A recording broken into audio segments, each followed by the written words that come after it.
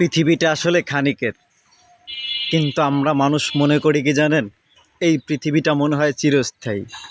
কেউ টাকা পয়সা, কেউ বাড়ি গাড়ি, কেউ অর্থ সম্পদ, আর কেউ বা সুন্দর নারী। এসব কিছু নিয়েই এই পৃথিবীর ম্যাক্সিমাম মানুষ ব্যস্ত। ম্যাক্সিমাম বললে ভুল হবে, আমার মনে হয় 99% মানুষ এই দুনিয়া নিয়েই ব্যস্ত। কিন্তু আমরা একবারও ভাবি না যে এই দুনিয়া ছেড়ে চলে যেতে হবে। এই পৃথিবীতে জন্ম নিলে মরতে হবেই, মরতে হবেই। পৃথিবীতে আপনার কোনো ইচ্ছাই পূরণ হোক বা না হোক, একটা ইচ্ছা ঠিকই পূরণ হবে, মৃত্যুর স্বাদ গ্রহণ করতে হবেই। তাতে কীট পতঙ্গ থেকে শুরু করে যার প্রাণ আছে তার মৃত্যুবরণ করতেই হবে। আর মানুষ তো মরবেই, মরবেনি ভাই।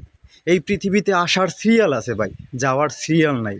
কিন্তু তারপরও আমরা কি এই পৃথিবীর মায়ায়, এই পৃথিবীর ধান্দায়, এই পৃথিবীর লোভ লালসায়, অহংকার, গৌরব, ধন সম্পত্তি, কত কিছু নিয়ে ব্যস্ত থাকি, তাই না? কিছু মানুষ আছে যারা আমরা মানুষকে মানুষ বলে মনে করি না।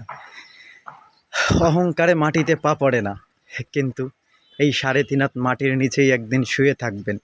মাটির দেহ মাটিতেই মিশে যাবে, কিছুই যাবে না, শুধু যাবে ওই 3.5 হাত কাফনের কাপড় পাবেন আপনার 3.5 হাত দেহে, আর কিছুই পাবেন না, আর মাটির ঘর। আসলে কি জানেন, মানুষ এক বড় অদ্ভুত জিনিস। এই পৃথিবীতে প্রত্যেকটা মানুষ চাহিদা সম্পন্ন, আমি এরই পো। কিন্তু তারপরও আমি ভাবি না যে একদিন এই পৃথিবী ছেড়ে আমার চলে যেতে হবে, আমি একদিন থাকবো না। কত চিন্তা, কত টেনশন, স্ত্রী সন্তান, কি খাবো, কোথায় যাব, কি করব, কিন্তু একবারও ভাইবা দেখি না যে আসলে এই পৃথিবীতে থাকতে পারবো না। ওই দুনিয়ার জন্য কি করলাম? আপনি আমি সবাই ঠিক একই রকমের।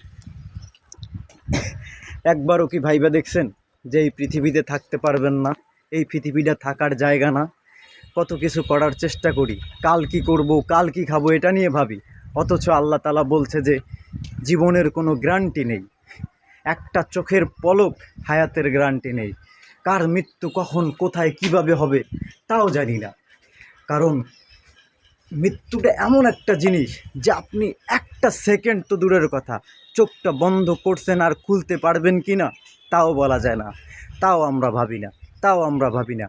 এই পৃথিবীতে এত হুজুর মুহাদ্দিস, এত ওয়াজ করা সত্ত্বেও আমরা সেটা কানে লাগাই না। কারণ দেখেন, আপনি একটা মজলিস দেখেন, ইসলামিক মজলিসে কয়টা লোক থাকে?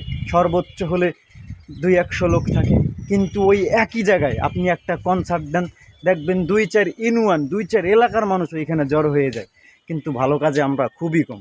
আসলে কি জানেন, ওই যে কনসার্টের শিল্পী সেও মারা যাবে, আর যে হুজুর সেও মারা যাবে। পার্থক্যটা কোথায় জানেন?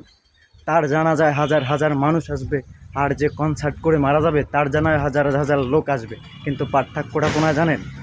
তার পোশাকে, আর তার চিন্তাধারা, তার মনুষ্যত্ববোধ। দেখবেন একটা হুজুরকে মানুষ যেই পরিমাণ সম্মান করে, আর যেই পরিমাণ মানুষ তাকে ভালোবাসে, কিন্তু একটা কনসার্টের লোককে হয়তো তার গান শুনে তার প্রতি তার ফ্যান ফলোয়ার থাকে, কিন্তু ওই হুজুরের থেকে আমার মনে হয় না তার সম্মানবোধটা বেশি থাকে ভাই। আসলে দিন শেষে একটাই কথা ভাই, আমরা এই পৃথিবীতে থাকবো না ভাই।